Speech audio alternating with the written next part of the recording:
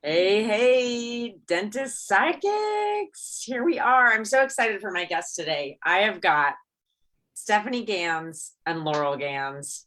These, Hello. hello, welcome. How are you guys doing? Doing Good. How are great. you? I'm doing great too. And I'm really excited to introduce you to the Facebook community because I love your dynamic duo story because I think it's crazy. And I want to give a little introduction into why I think your story is so cool. Laurel, we met through Paul Goodman and Dental Nachos. Yep. And I'm going to let you tell your story, but you are in a non-clinical career. And I was like, I'm always looking to connect with people who've shifted away from clinical jobs. So we connected and I was like, oh my gosh, we have to connect. And then we met, and then I found out that you have a twin sister who, first of all, also became a dentist. Like, I was like, this is crazy. They both became dentists. Whoa, right? But then you guys are both in non-clinical careers. And so I got even more excited.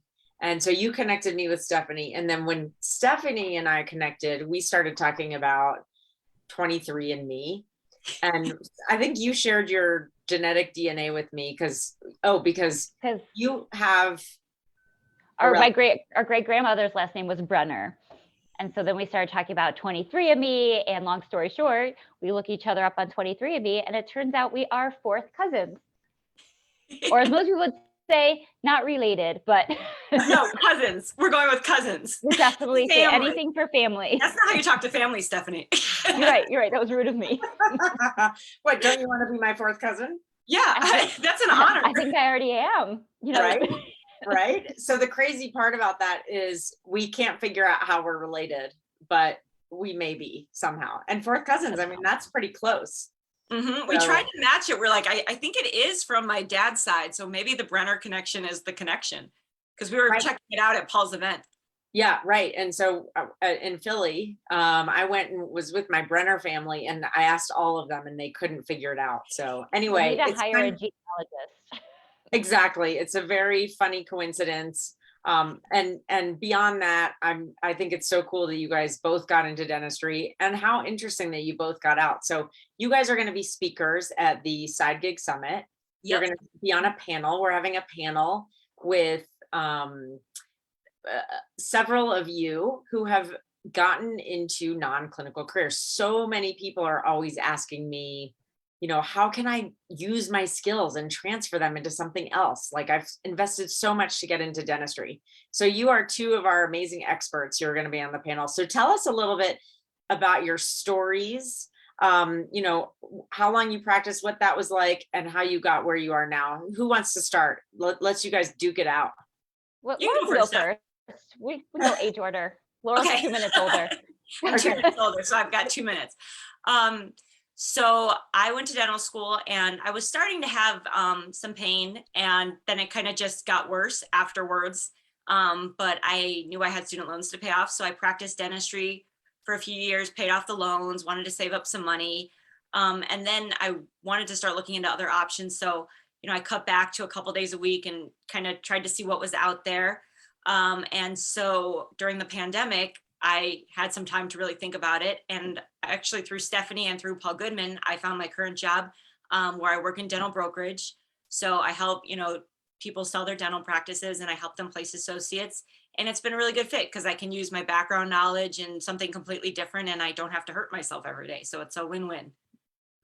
I love that. And so just out of curiosity, what do you think is the no, I know what I was gonna say. You've also, this is what I want to highlight, you've also done some screenwriting, right? Oh yeah. So I have some fun hobbies. So I wrote my first novel the year between undergrad and graduate school. So I sold my first book at the end of my first year of dental school. But my passion was always script writing. So really, even that book started out as a script and then became a book.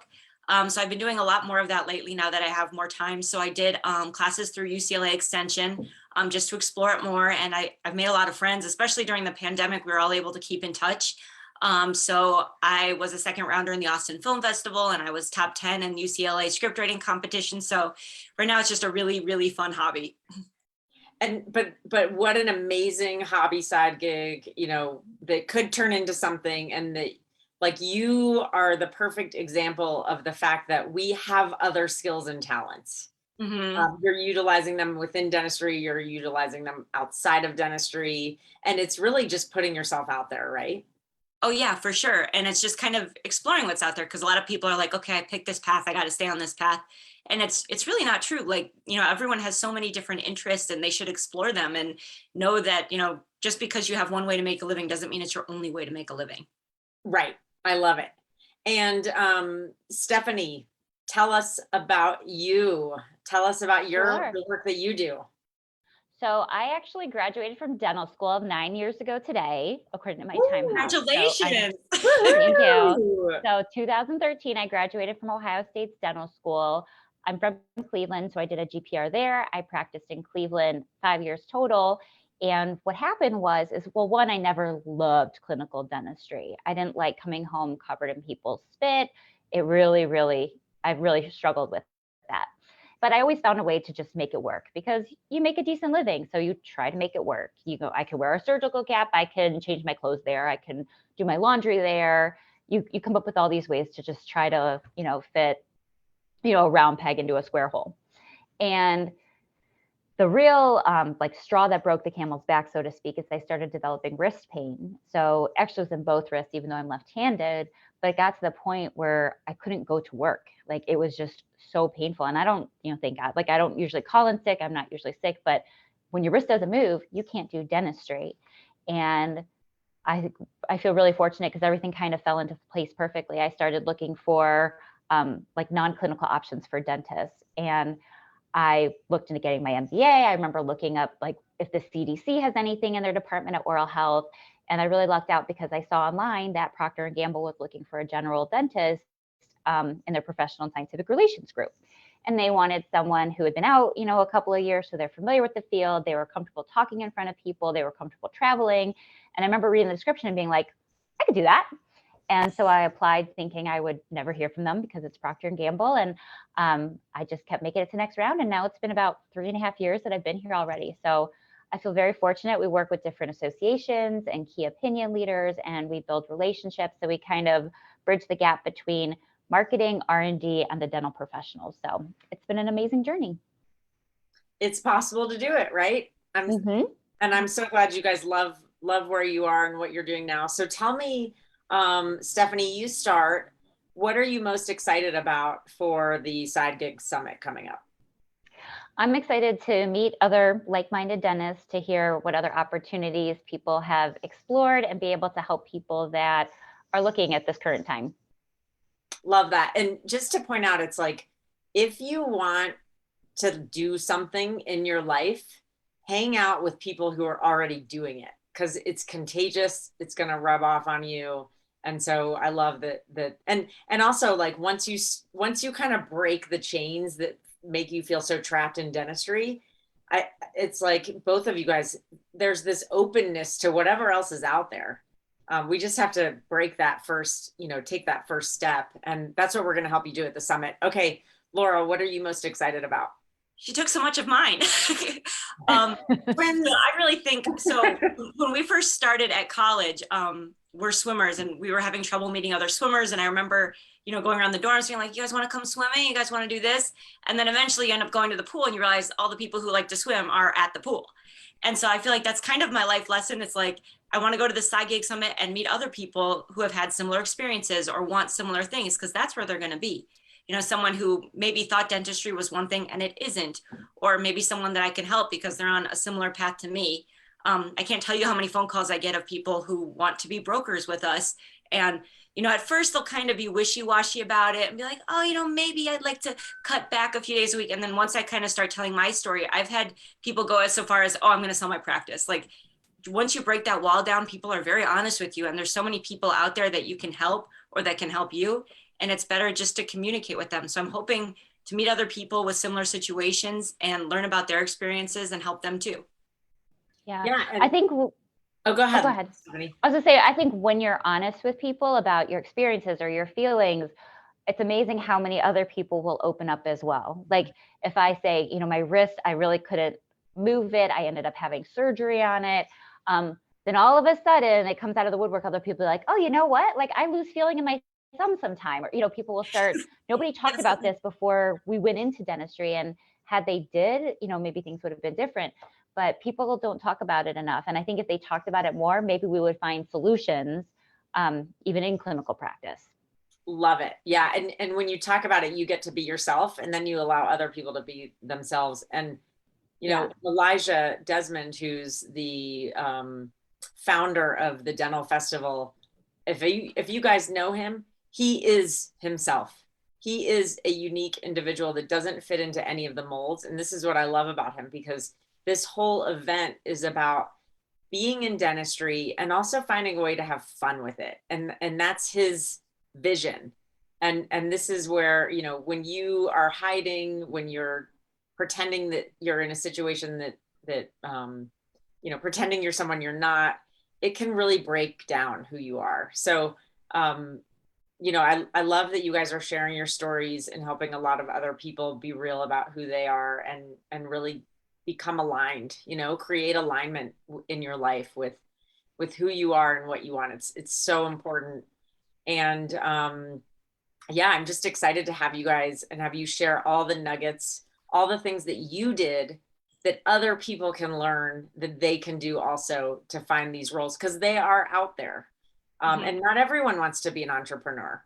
Some people want to go get a job and have the stability and Health insurance. exactly. So it's just so cool that you guys have both ended up in that. And oh, one other thing I wanted to say is, one more thing about Laurel is I posted in the Facebook group saying that I was looking for someone to do some copywriting for me. And I figure if I'm going to hire someone, like, why not keep it in the family? Yeah. And, Literally. And literally. True. And anything for family. Right. And Stephanie commented on it and said, well, Laurel does some writing. And so we talked, and Laurel is actually doing some of my newsletters for the Side Gig Summit, and you're doing an awesome job. So I just love the diversity. You're actually a good example of someone who's doing kind of your own exploration as well, while you have this stable job in a career. And one more thing, you're always looking for brokers, and we're always posting in the group. So if you guys are, it's a great way that we're sharing opportunities for people to create side gigs and some non-clinical opportunities. So I'm going to put all the information out. You guys can come and learn how to really do this at the Side Gig Summit. It's Friday, July 8th, part of the Dental Festival. There's a lot of really fun activities and parties and live bands and a black tie event. And it's really all about connecting. You know, a lot of people I talk to, that they don't really like the dental community. Like they think it's really competitive, or they think it's, you know, mean, and it's not. Get into a community like this and you're going to be able to be yourself, and you're going to like the community. So, and it changes everything. Yeah, I agree. Yeah. Do you guys have any final things you want to say before we let everyone go? Just looking forward to seeing everyone in Nashville. Yeah. Stephanie, did you feel like you got heard? You guys. I was just saying, come see us in July. Oh. I love it. All right, guys. Thanks for being here. And everybody, thank you for watching. I see some of our friends on the live, and we're going to go comment and say hi after this. Perfect. Thanks so much. Thank you so much. Bye. See you there. Take care. Bye.